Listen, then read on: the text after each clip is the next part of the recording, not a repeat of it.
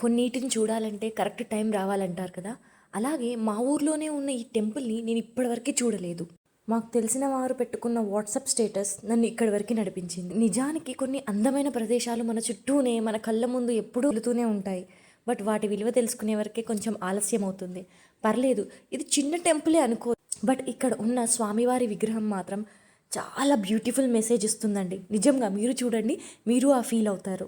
నేను కూడా స్వామిని చూశాక అసలు ఇన్ని డేస్ నేను ఎలా మిస్ అయ్యాను ఈ టెంపుల్ అనిపించింది. దాదాపుగా మన పెద్దలు ఏ భార్యాభర్తలనైనా అరే ఎంత చక్కగా సీతారాముల్లా ఉన్నారా వీళ్ళు అని అంటారు.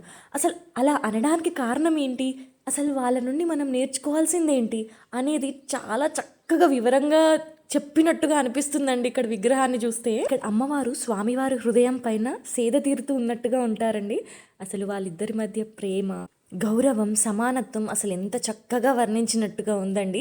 కిందే హనుమాన్, అయ్యా మీరు అలా ఉండండి చాలు, మిగిలిందంతా నేను చూసుకుంటానన్నట్టుగా ఎంత చక్కగా అసలు ఉందండి. నాకైతే అమ్మవారిని స్వామివారిని అలాగే చూస్తూ ఉండిపోవాలనిపించిందండి. ఇంటికి కూడా తిరిగి వెళ్ళబుద్ధి కాలేదు.